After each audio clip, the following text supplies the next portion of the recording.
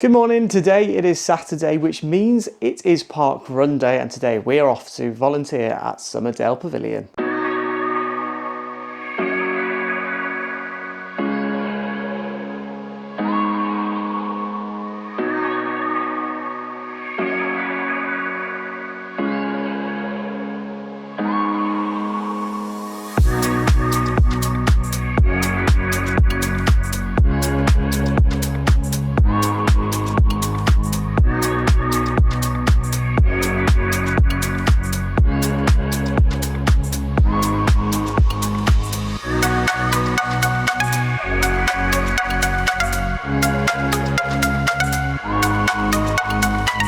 As many of you may have seen last week, I actually sprained my ankle at the Timekeeping Parkrun, so therefore we are going to be volunteering this week as a timekeeper. So we've got a very important role of making sure everyone's times are correct as they come in on their position. I'm feeling a little bit worried this week about doing it because if I mess up and the other timekeeper messes up, then no one's really going to have their time, but it should be okay. My phone is fully charged and hopefully all I need to do is literally press a button to lap each time someone comes in. But for those of you who don't know how to timekeep, I'll go through a couple of the rules right now. So firstly, what you're going to want to do is enter the volunteer app. It will ask you to turn on aeroplane mode, so do make sure that aeroplane mode is enabled.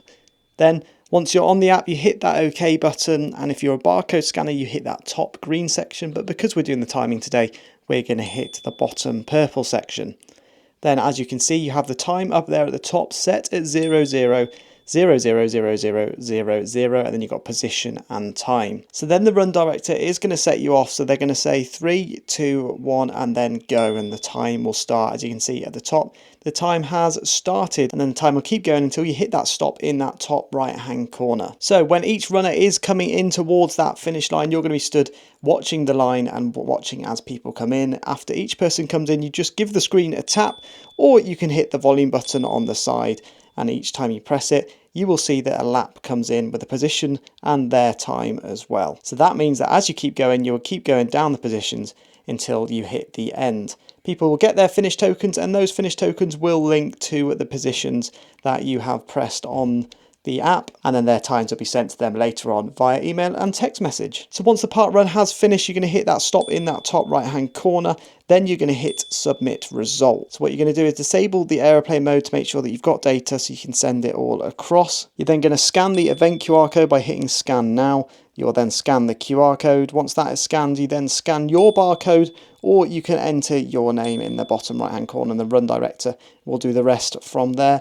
You then hit upload. This will upload it onto the Parkrun servers, and that is the job done. So it's as simple as that. Somerdale Pavilion Parkrun is located in between Bristol and Bath, and it is known famously for its curly whirly. So it is an all grass course. It is very flat as well, with an elevation change of about 1 metre. You've got to do the curly whirly 3 times, and then you've got to do the rest of the lap 2 times. As you can see, it is really grassy as well. There are no sections that are on tarmac or anything, so do make sure to wear trail shoes. So overall, it is a pretty quick park run for anyone that's trying to get a PB. Right, let's get down to the run then, and as you can see, it has already began. I didn't want to risk trying to film whilst using the stopwatch at the start, because if I'd messed up at the start, then it was game over for the rest of the run. But for the first few laps, we just cheered people on as they ran past. Everyone was doing really well, and the person that was in first position ran a really quick time in the day. I think it was just over 16 minutes, which is crazy. He was really close to getting the fastest time ever at Somerdale Pavilion too. Throughout the whole of the run, I did try to conversate as much as I could with the timekeeper to make sure that our positions were synced up. Otherwise, we could tell the funnel manager that we may have accidentally pressed an extra person or accidentally missed a person. It was also great as the weather was really sunny on the day, so it wasn't raining at all, which was perfect. So the screen was easy to touch. I didn't have to use the volume button today. And also all of the volunteers that I was working with were really friendly, along with the runners too.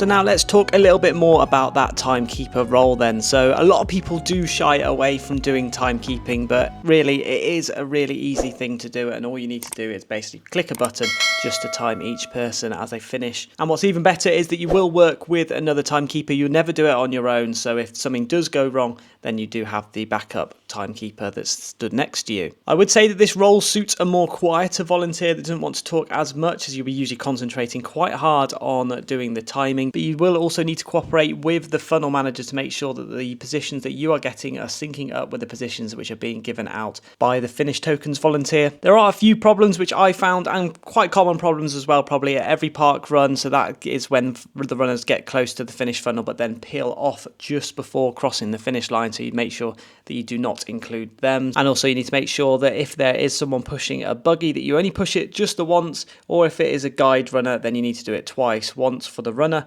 and once for the guide. If you do accidentally miss a runner or press an extra time, try and remember the number which you did that, and maybe tell the funnel manager so they can make a note of it, so that the run director can change that at the end. If you do notice that the funnel is almost full, try and shout for the funnel manager as well, or the run director, so they can try and resolve that and get people moving again, so that people aren't waiting to cross that finish line, otherwise that will be an issue too. But like I said, again, if you do not want to touch the screen and just want to use the volume buttons, because say your hands are really cold on a winter's day and you're wearing gloves, so your touch sensitivity is not working on your phone, then the volume button is perfect, because you can literally give it a click and it will register each runner coming in too. But as you can see, it is a really fun role, and you do get to talk to the other timekeeper and funnel manager as well throughout the run, get to cheer people on as well through the other laps at Somerdale Pavilion. If it's a one lapper, obviously you will only see them at the start and the end, but I definitely recommend giving it a go. It is not as daunting as it first looks.